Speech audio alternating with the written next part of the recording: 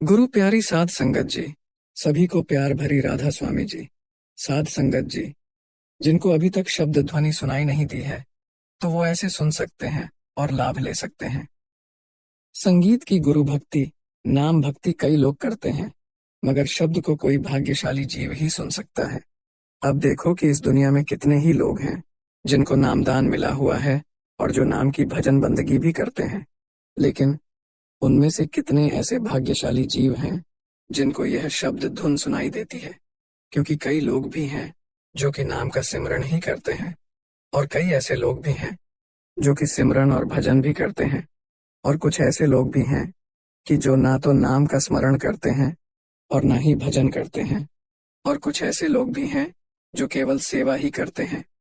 अब एक बात को अच्छी तरह समझ लो कि मान लो कि किसी को अभी नामदान नहीं मिला है, तो वह शब्द सुनकर भी नहीं सुन सकता, उसको शब्द धुन नहीं सुनाई देगी। और अगर हमें शब्द धुन सुननी है तो फिर हमें वक्त के पूर्ण संत सतगुरु से नामदान लेना जरूरी है, गुरुमुख होना जरूरी है। बिना नामदान की प्राप्ति किए हम यह शब्द धुन नहीं सुन सकते हैं। अब जैसे कई लोग काफी समय से सिमरन कर रहे हैं और फिर भी उनको शब्द धुन सुनाई नहीं दे रही, और फिर वह लोग सोचते हैं कि ऐसा ही होता है। और शब्द धुन के बारे में सुनते तो बहुत कुछ है, मगर कभी हमें तो सुनाई दी नहीं। और जो करते हैं तो वह यही करते रहते हैं। और वह लोग भी हैं जो कि सिमरन भजन दोनों ही करते हैं, और उनको भी काफी समय हो गया, फिर भी शब्द धुन नहीं सुनाई दी। तो फिर वह सोचते हैं कि जो कर रहे हैं तो वही ठीक है। इसलिए अब क्या किया जाए और यह शब्द धुन कैसे सुनाई दे। और जो बताया गया था सत्संग में और नामदान देते समय, तो हम वैसे ही तो कर रहे हैं, तो फिर भी हमें यह क्यों सुनाई नहीं दे रही है। और कुछ लोग ऐसे भी हैं कि जिनको यह शब्द धुन उस समय ही सुनाई दे जाती है जब उन्हें नामदान मिलता है। नामदान के बाद उन्हें भजन की प्रक्रिया समझाई जाती है और भजन का अभ्यास कराया जाता है, और फिर उसी अभ्यास के दौरान भजन का अभ्यास कराया जाता है, और फिर उसी अभ्यास के दौरान उन्हें यह शब्द धुन सुनाई देने लगती है। अगर उनसे बात करें तो फिर वह अपना अनुभव बताते हैं कि उस समय तो हमें सुनाई देती थी जब हमें नामदान मिला था, मगर उसके बाद हमें वह शब्द धुन सुनाई नहीं दी। तो हम कहते हैं कि जिन लोगों को शब्द धुन सुनाई नहीं देती, तो वह लोग इस तरह से शब्द धुन सुन सकते हैं। इसलिए पहले यह समझो कि अगर शब्द धुन सुनाई ना दे तो लोगों का कहना है कि इसमें हर्ज ही क्या है, क्या परेशानी है। क्योंकि जब सुनाई नहीं दे रही है तो भी तो हम सभी काम कर रहे हैं, नाम का सिमरन भी कर रहे हैं, और भजन भी कर रहे हैं, और सेवा भी कर रहे हैं, सत्संग भी सुन रहे हैं। और अगर शब्द धुन सुनाई नहीं दे रही तो ना दे, जो हम कर रहे हैं तो वही ठीक है। इसलिए भाई, थोड़ा विचार तो करो कि शब्द धुन सुनना क्यों जरूरी है, और शब्द धुन सुनने के लिए हमें बार बार क्यों कहा जाता है। अब इसे अच्छी तरह से समझो कि हम जो कर रहे हैं तो यह सब बाहरी भक्ति है। सत्संग सुनना, सेवा करना, नाम का सिमरन करना। हम तो कहते हैं कि भजन करना भी बड़ी भक्ति है। अब कई लोग कहेंगे कि सिमरन करना, भजन करना बाहरी भक्ति कैसे हुई, यह तो आंतरिक भक्ति हुई।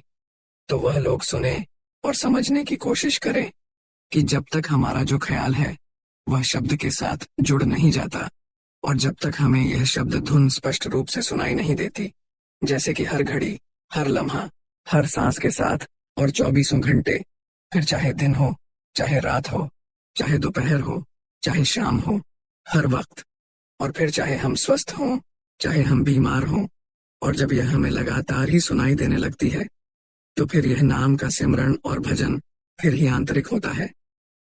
क्योंकि जो हम कर रहे हैं इस समय, तो यह केवल बाहरी भक्ति है। क्योंकि हम नाम तो जपते रहते हैं, मगर हमारा जो ख्याल है वह दुनिया में फैला हुआ होता है। हम भजन करते जरूर हैं, बैठते भी हैं, मगर उस समय भी हमें दुनिया की शक्लें, दुनिया की वस्तुएं हमारे अंदर चलती रहती हैं। तो फिर भाई, ये कैसे आंतरिक भक्ति हो सकती है। अब अच्छी तरह समझो कि जब हम नाम का सिमरन करते हैं तो सबसे पहले अंतर में शब्द आत्मा है। अब शब्द भी ऐसे नहीं आता। शब्द ऐसे आता है जब ध्यान में शब्द समाहित हो जाता है, तो फिर अंतर में शब्द आता है। जैसे जब हम नाम का स्मरण करते हैं तो उस समय हमें अंतर में शब्द दिखाई देने चाहिए। अब शब्द तो हमने देखा नहीं, शब्द यानी वह परमात्मा, उसको हमने देखा नहीं। तो फिर हमारे जो सद्गुरु हैं और उनका जो स्वरूप है, तो हमारे लिए यह ध्यान में हमारे ध्यान को एकाग्र करने में सहायता प्रदान करता है।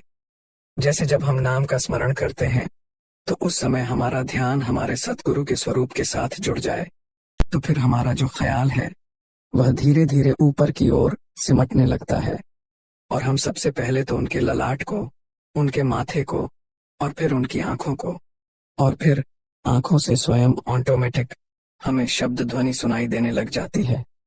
लेकिन इसके लिए सबसे पहले हमारे अंतर में शब्द को लाना होता है, बिठाना होता है, क्योंकि शब्द ही गुरु है, शब्द ही परमात्मा है। तो हमें अपने अंतर में गुरु को बिठाना होता है, और फिर जब गुरु बैठ जाते हैं तो फिर धीरे धीरे उनके ललाट, उनकी आंखों को ध्यान में रखकर जब नाम का सिमरन करते हैं तो फिर ही यह सिमरन आंतरिक सिमरन कहलाता है, आंतरिक भक्ति कहलाती है। और फिर यह हमारे अंतर में अपने आप ही धुन को प्रकट करता है। और यह धुन कई प्रकार की होती है। ये धुन किस तरह की है, इनके बारे में हम क्या बताएं? अब थोड़ा बहुत तो बता सकते हैं, जैसे कि बादल की गर्जना जैसी आवाज कभी सुनाई देती है, और कभी कभी ऐसा लगता है जैसे पुराने समय में इंजन चला करता था और उसके इंजन के आगे की जो लाइट है तो वह ज्योति दिखाई दे रही है। और ऐसा भी लगेगा कि जैसे कोई सारंगी बज रही है, ऐसा लगता है जैसे तरह तरह के नाद बज रहे हैं, क्योंकि जैसी भावना होती है तो उस समय वैसी ही आवाजें हमें सुनाई देती हैं। और फिर इन धुनों को, इन आवाजों को सुनकर क्या होता है, यानी हमें क्या फायदा होता है?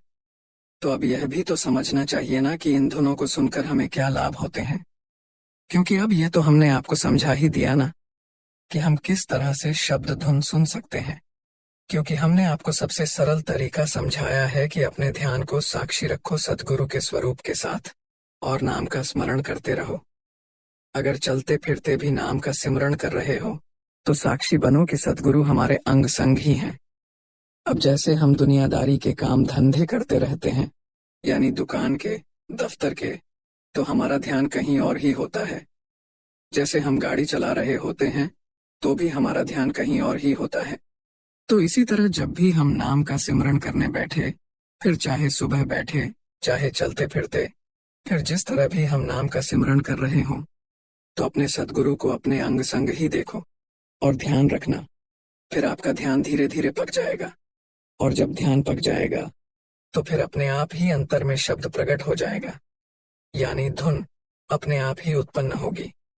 और यह एक सच्चा और सरल सा तरीका है जो हम आपको समझा रहे हैं। इस तरह से शब्द धुन सुनी जा सकती है। अब शब्द धुन से हमें क्या लाभ है, इसलिए यह ध्यान रखना कि यह शब्द धुन उस अकाल पुरख, उस परमात्मा के घर से आती है।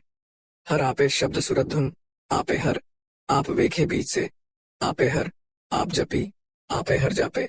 इस बात का ध्यान रखना कि वह परमात्मा जब चाहता है कि हम नाम जपें तो फिर वह खुद हमसे जपता है, और वह खुद जप रहा है हमारे अंदर बैठकर।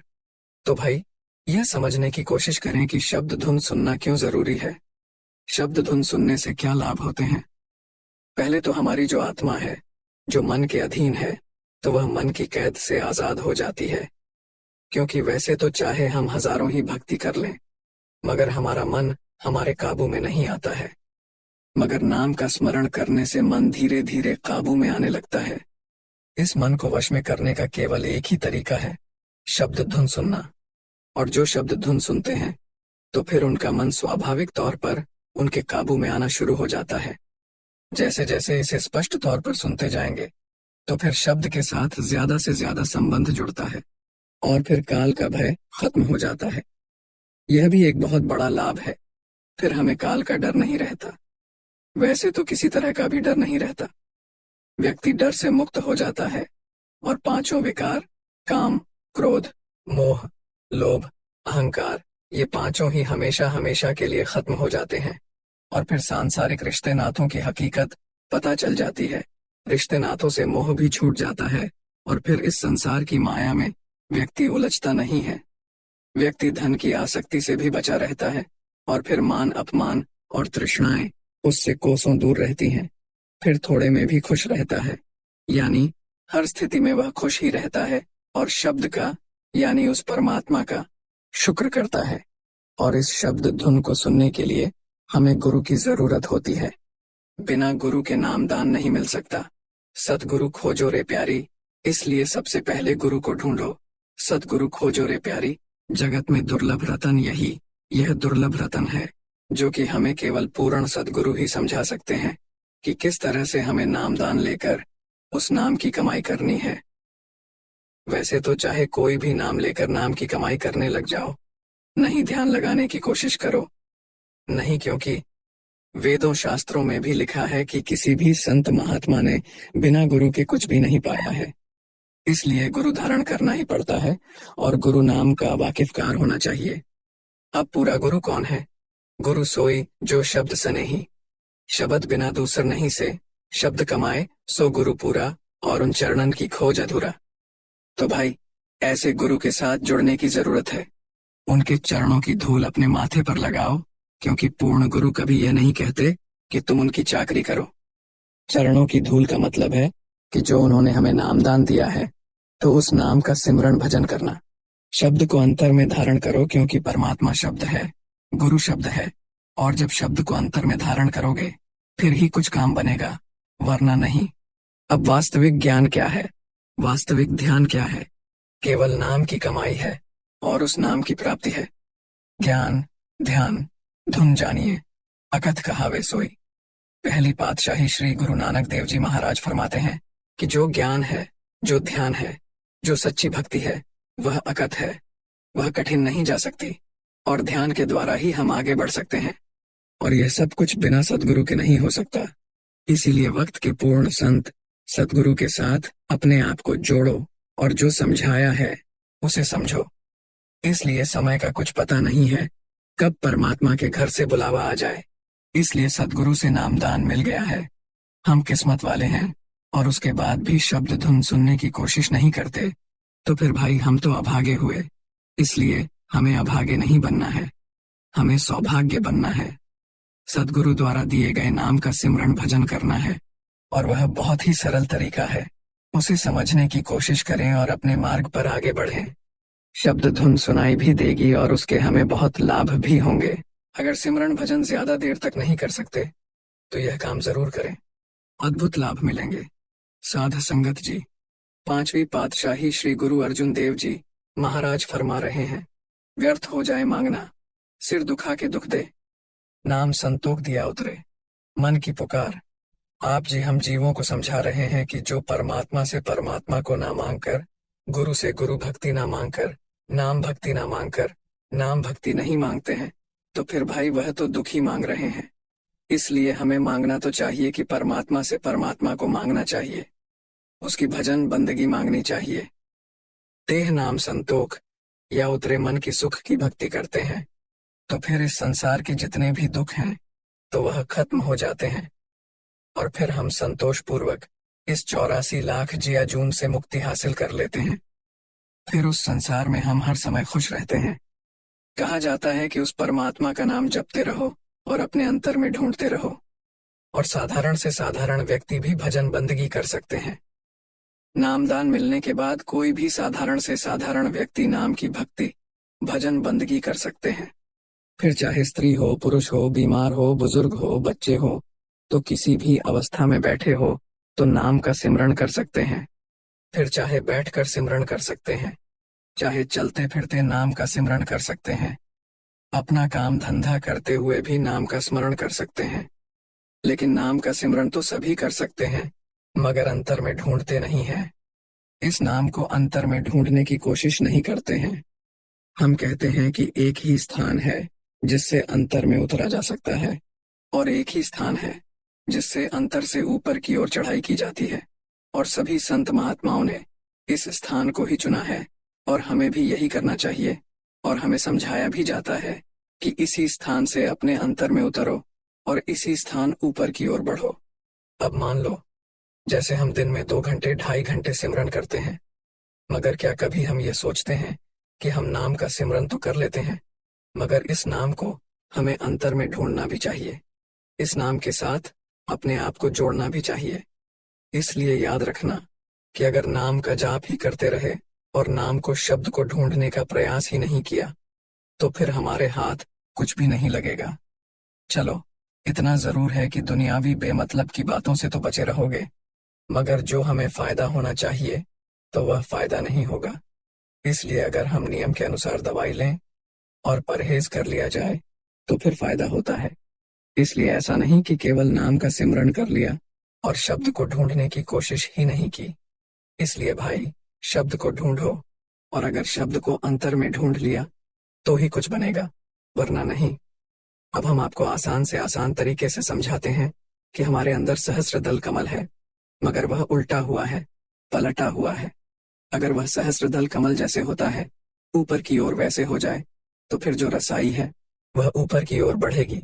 मगर हमारा जो अंतर का सहस्त्रदल कमल है वह उल्टा है। इसीलिए तो हम इन 9 द्वारों में ही उलझे रहते हैं, ऊपर की ओर नहीं चढ़ते, जबकि हमें ऊपर की ओर उठना चाहिए। अब जैसे हमने सुबह 1 घंटा तक सिमरन किया, ध्यान पर बैठे, अंतर में उस शब्द को ढूंढो। अब हमने माना कि हम सारा दिन मेहनत मशक्कत करते हैं और फिर शाम को हमें कुछ पैसे मिलते हैं, फिर उसी पैसे से हमारा घर परिवार चलता है। तो इसी तरह ये जो सिमरन किया और फिर अगले दिन फिर सिमरन कर लिया, फिर सिमरन कर लिया, मगर ये तो समझने की कोशिश करो कि इसकी रसाई क्या है, इससे फायदा क्या है। और इससे फायदा होना चाहिए कि हमारा जो मन विषय विकारों में लगा हुआ है तो उसे नहीं लगना चाहिए, तो उसे नहीं लगना चाहिए।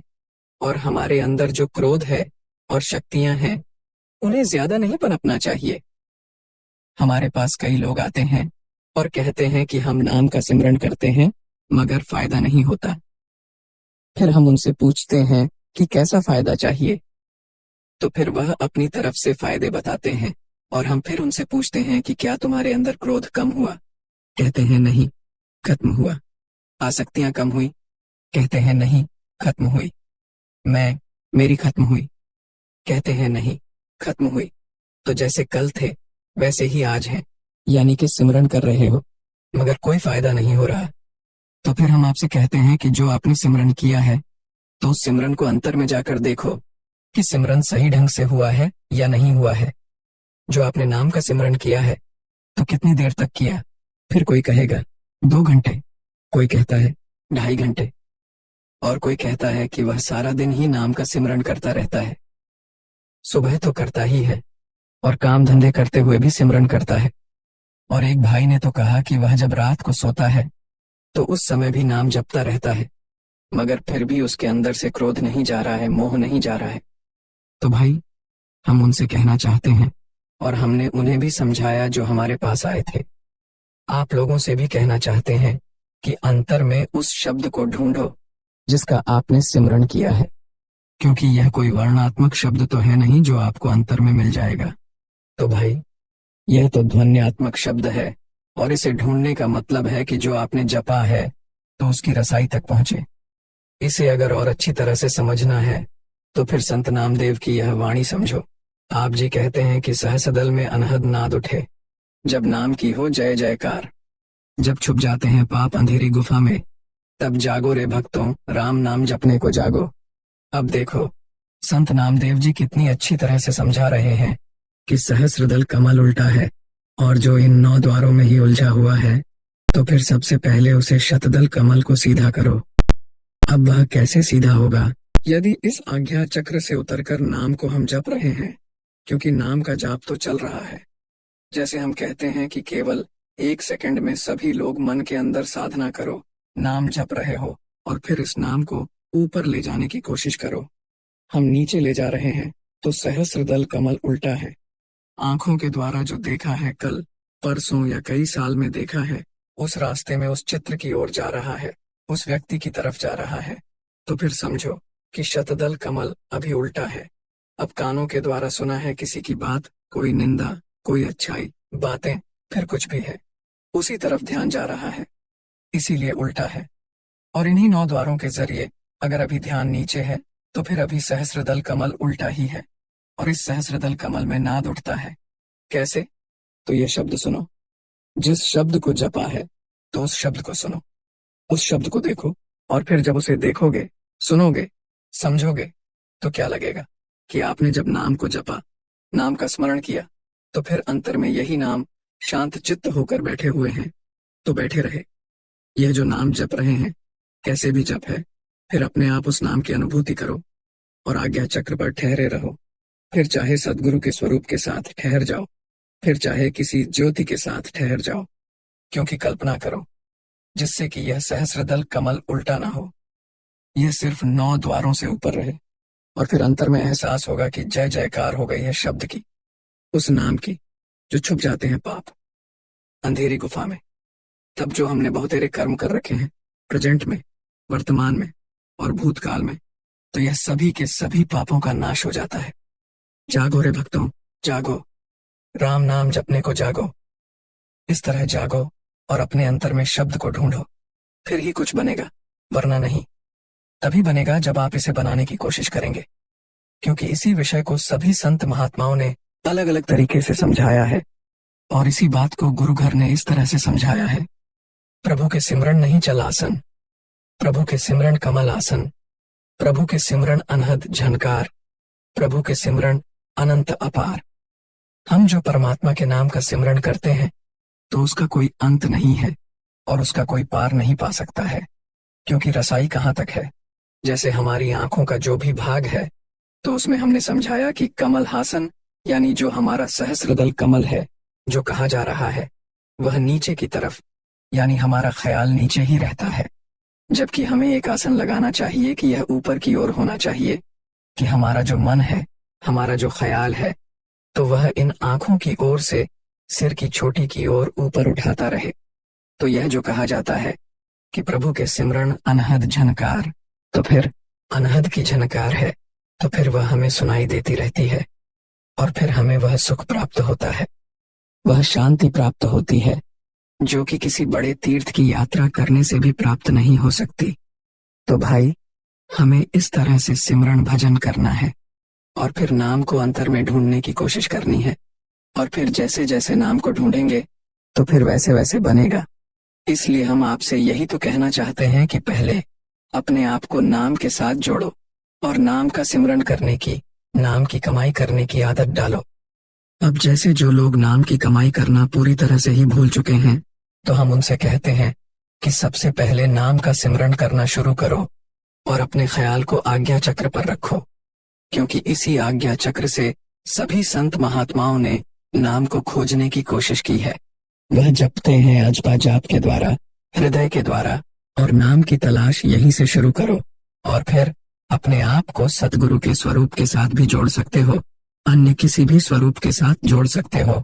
अगर नाम की कमाई कर रहे हो, उस परमात्मा के नाम की कमाई कर रहे हो और उसे मिलना चाहते हो, तो इसलिए कोशिश करो किसी ज्योति या किसी प्रकाश का, किसी आवाज का सहारा लो, मगर वह परमार्थ होनी चाहिए।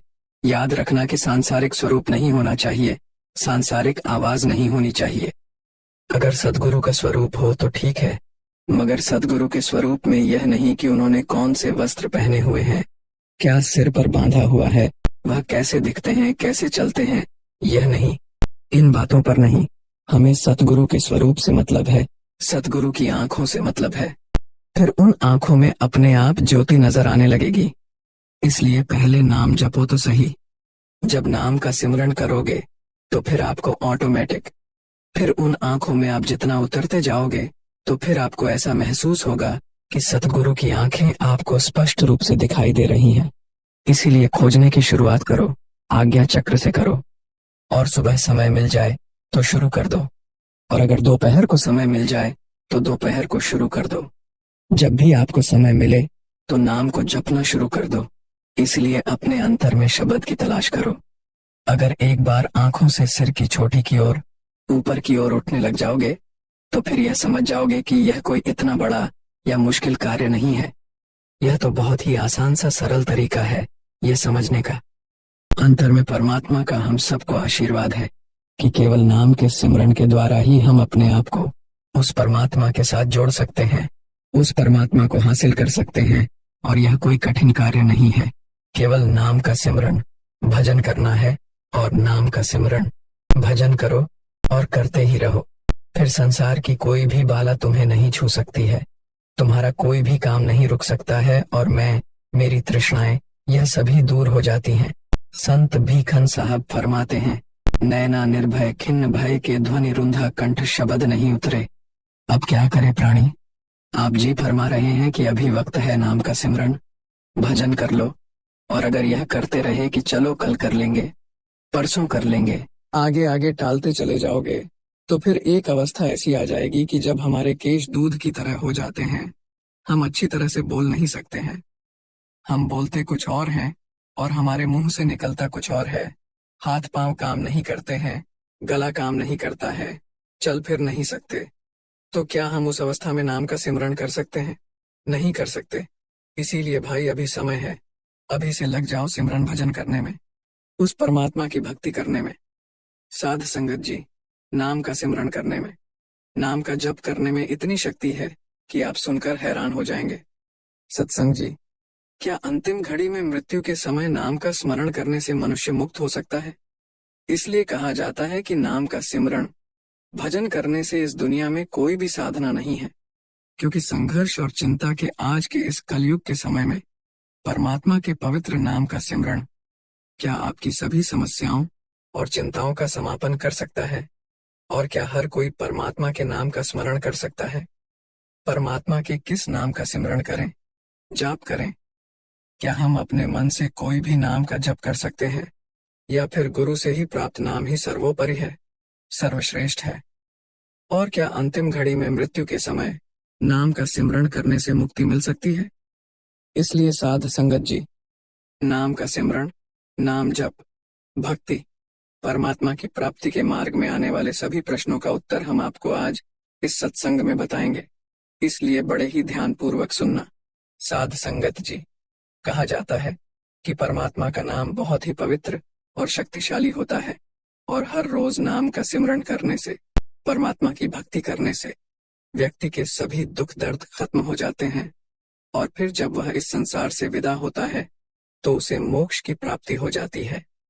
एक बार रात का समय था और एक महात्मा जी परमात्मा के नाम का अजपा जाप करते हुए अपनी मस्ती में चले जा रहे थे, और इस समय वह घने जंगल से गुजर रहे थे। विरक्त होने के कारण वह महात्मा जी लगातार दृष्टि किया करते थे। वह किसी भी एक स्थान पर ज्यादा समय तक नहीं रुकते थे, क्योंकि वह परमात्मा के नाम के प्रेमी थे। दिन रात उनके मुख से परमात्मा के नाम का जाप ही चलता रहता था। स्वयं वह अजपा जाप करते थे और औरों को भी उसी मार्ग पर चलाते थे। और फिर चलते चलते वह मार्ग भूल गए, मगर चलते जा रहे थे जहां पर परमात्मा ले चलेंगे, और उन्होंने देखा कि कहीं दूर अंधेरे में बहुत सी दीपमालाएं प्रकाशित थीं। और फिर महात्मा जी उसी दिशा की ओर चलने लगे। और फिर जब वह पास पहुंच गए तो उन्होंने देखा कि एक वट वृक्ष के पास अनेक प्रकार के वाद्य यंत्र बज रहे थे। नाच गाना और शराब की महफिल जमी हुई थी। कई स्त्री पुरुष साथ में नाचते कूदते और हंसते और औरों को भी हंसा रहे थे। और फिर उन महात्मा जी को महसूस हुआ कि यह मनुष्य नहीं बल्कि प्रेत आत्माएं हैं। और फिर महात्मा जी को देखकर एक प्रेत ने उनका हाथ पकड़ा और कहा, अरे हे मनुष्य, हमारे राजा तुझे बुला रहे हैं, चलो मेरे साथ। और फिर वह मस्त भाव से राजा के पास गए, जो कि एक सिंहासन पर बैठा था, और वहां राजा के इर्द गिर्द बहुत से प्रेत खड़े हुए थे। फिर प्रेत राजा ने कहा कि इस ओर तुम क्यों आए हो, क्योंकि हमारी प्रेत मंडली आज मदमस्त है, और इस बात का भी तुमने विचार नहीं किया, और क्या तुम्हें मरने से डर नहीं लगता? और फिर मुस्कुराते हुए महात्मा जी ने कहा कि मौत का डर और मुझे, हे राजन, जिसे जीने का मोह ना हो तो उसे मौत का डर कैसा? क्योंकि हम साधु लोग तो मौत को आनंद का विषय मानते हैं। यह तो केवल देह परिवर्तन होता है, जो कि किसी से नहीं हो सकता। फिर प्रेत राजा ने कहा, तुम जानते हो कि हम लोग कौन हैं? महात्मा जी ने कहा, हाँ, मैं अनुमान लगा सकता हूं कि आप लोग प्रेत आत्मा हो। प्रेत राजा ने कहा, तुम जानते हो कि मानव समाज हमारे नाम से ही कांपता है। महात्मा जी ने कहा, प्रेतराज, मुझे मनुष्य में गिनने की गलती मत करना, क्योंकि हम जिंदा दिखते हुए भी जीने की इच्छा से रहित हैं। मृत्यु तुल्य है। यदि जिंदा मानव तो भी आप हमें नहीं मार सकते, क्योंकि जीवन मरण तो कर्मों के अधीन है। क्या मैं आपसे एक प्रश्न पूछ सकता हूं? और महात्मा जी की निर्भयता देखकर प्रेतों के राजा को बड़ा आश्चर्य हुआ कि प्रेत का नाम सुनते ही मर जाने वाले मनुष्यों में एक इतनी निर्भयता से हमसे बात कर रहा है। इसे थोड़ा सा भी हमारे से भय नहीं लग रहा है। यह तो हमसे बिल्कुल निर्भय होकर अच्छी तरह से बात कर रहा है। इसलिए सचमुच ऐसे मनुष्य से बात करने में कोई दिक्कत नहीं। फिर प्रेतराज बोला, पूछो, क्या पूछना चाहते हो? महात्मा जी ने कहा, प्रेतराज, आज यहाँ आनंद उत्सव क्यों मनाया जा रहा है? फिर प्रेतराज ने कहा, मेरी इकलौती कन्या, जो कि पति न मिलने के कारण अभी तक कुंवारी थी, मगर अब योग्य जमाई मिलने की संभावना है। कल उसकी शादी है, इसीलिए उत्सव मनाया जा रहा है। फिर महात्मा जी ने हंसते हुए कहा, तुम्हारा जमाई कहाँ है? मैं उसे देखना चाहता हूँ। प्रेतराज ने कहा, जीवन के मोह को त्यागने वाले हैं महात्मा।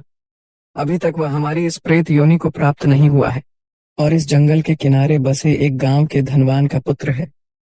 महादुराचारी होने के कारण, अनेकों तरह के पाप करने के कारण वह एक भयानक रोग से पीड़ित है और कल संध्या से पहले ही उसकी मृत्यु हो जाएगी और फिर उसकी शादी मेरी कन्या से होगी। इसलिए रात भर गीत नृत्य करके, मद्यपान करके हम लोग आनंद उत्सव मनाएंगे। और फिर परमात्मा के नाम का जप करते हुए महात्मा जी वहां से विदा हुए और फिर जंगल के किनारे बसे उस गांव में जा पहुंचे और तब तक सुबह हो चुकी थी।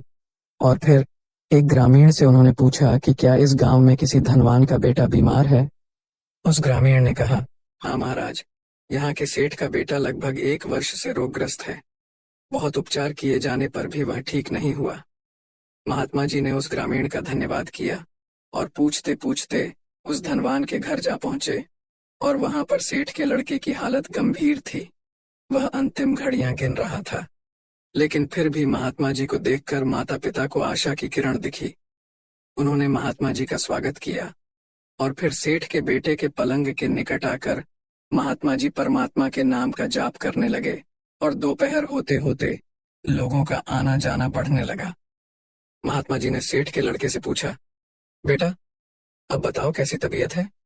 और फिर उसने जब अपनी आंखें खोली तो अपने सामने एक प्रतापी संत को देखा तो वह रो पड़ा और कहने लगा, महाराज, क्या आप मेरा अंत सुधारने के लिए पधारे हैं? मैंने अपने जीवन में बहुत पाप किए हैं।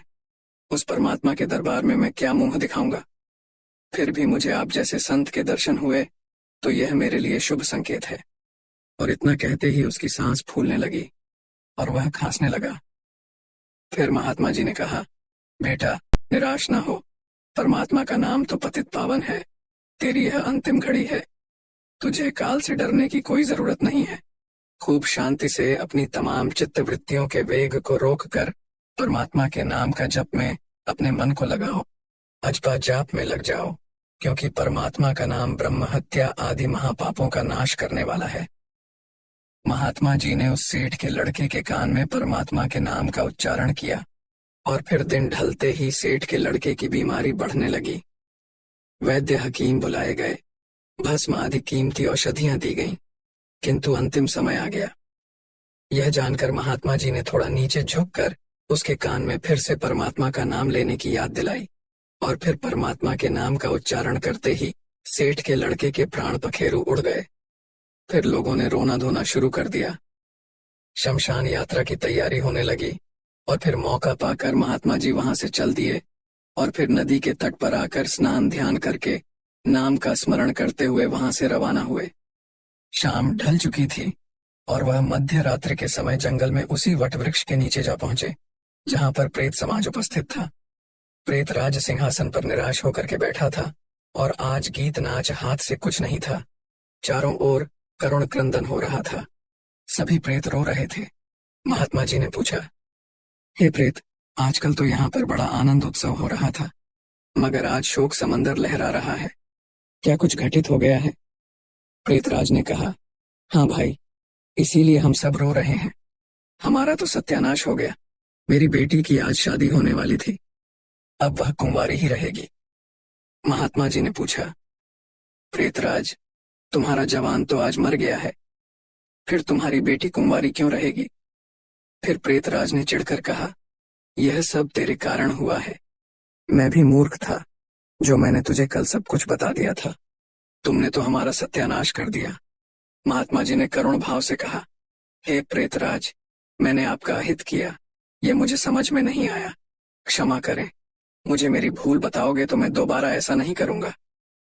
प्रेतराज ने जलते हृदय से कहा, यहां से जाकर तूने उस मरने वाले सेठ के लड़के को नाम का सिमरण का मार्ग बताया और अंत समय भी उसी से परमात्मा का नाम कहलवाया, तो इससे उसका उद्धार हो गया और मेरी बेटी कुंवारी रह गई। महात्मा जी ने कहा, क्या एक बार नाम के सिमरण से वह प्रेत योनि से छूट गया? क्या आप सच कह रहे हैं? प्रेतराज ने कहा, हाँ भाई, जो मनुष्य भगवान के नाम का जप करता है तो वह नाम जप के प्रताप से हमारी प्रेत योनि को कभी प्राप्त नहीं होता। और यह सच है कि परमात्मा के नाम का सिमरण में नर उद्धार की शक्ति होती है। परमात्मा के नाम के जप का यह प्रताप सुनकर महात्मा जी प्रेम के आंसू बहाते हुए वहीं पर भाव समाधि में लीन हो गए। फिर उनकी आंखें तब खुली जब वहां पर प्रेत समाज उपस्थित नहीं था। सूर्य की सुनहरी किरणें वट वृक्ष को शोभायमान कर रही थीं। महात्मा जी के वट वृक्ष के नीचे नाम का सिमरण करने से, नाम जप करने से उन सभी प्रेत आत्माओं को मुक्ति मिल चुकी थी। फिर महात्मा जी वहां से उठे और परमात्मा के नाम का स्मरण करते हुए अपने रास्ते पर चल दिए। इसलिए कहा जाता है कि नाम का सिमरण करने वाले व्यक्ति को उसके अभिमान, लालच, वासना, क्रोध और द्वेष जैसी भावना का भी अंत हो जाता है। इसलिए साध संगत जी, नाम के सिमरण से बढ़कर कोई साधना नहीं है। इसलिए तुम चाहे जो मर्जी करते रहो, मगर उस परमात्मा का नाम भी जपते रहो, नाम का सिमरण भी करते रहो, नाम की कमाई भी करते रहो और इसमें जरा सी भी भूल ना हो। इसलिए हमारा सभी से यही निवेदन है कि नाम का सिमरण करते रहो, इसे कभी मत छोड़ो, क्योंकि इस भवसागर से पार उतारने का सबसे श्रेष्ठ साधन ध्यान है। ध्यान का आधार है नाम का जप, क्योंकि नाम का सिमरण चलता फिरता परमात्मा है। ध्यान तो दिन में 2 घंटे ही करना होता है और समय समय में नाम जप ही सुलभ और श्रेष्ठ है। नाम जप की महिमा अतुलनीय है। नाम का सिमरण ईश्वरीय शक्ति का आहार है। जैसे हम अतिथि को प्रसन्न करने के लिए स्वादिष्ट पकवान परोसते हैं, और वैसे ही परमात्मा को रिझाने के लिए एकाग्रचित और श्रद्धा भाव से नाम का स्मरण करते हैं। इसलिए साध संगत जी, नाम का सिमरण भजन मोक्ष को प्रदान करने वाला है। इसीलिए बहुत ही भाग्यशाली हैं वे लोग जिनको पूर्ण संत सतगुरु का साथ मिल जाता है और उन्हें नामदान की बख्शीश हो जाती है। इसलिए हमें उस नाम का सिमरण भजन करना चाहिए और अपने जीवन को सफल बनाना चाहिए, क्योंकि नाम जप में, नाम के सिमरण में इतनी शक्ति है, यह तो आपने सुन ही लिया है। हमें दिन रात नाम का सिमरण भजन जरूर करना चाहिए, और वह भी बिन नागा करना चाहिए। साध संगत जी, आज का सत्संग यहीं समाप्त होता है। ऐसी ही रूहानी सत्संग साखियां सुनने के लिए चैनल को सब्सक्राइब जरूर करें जी। राधा स्वामी जी।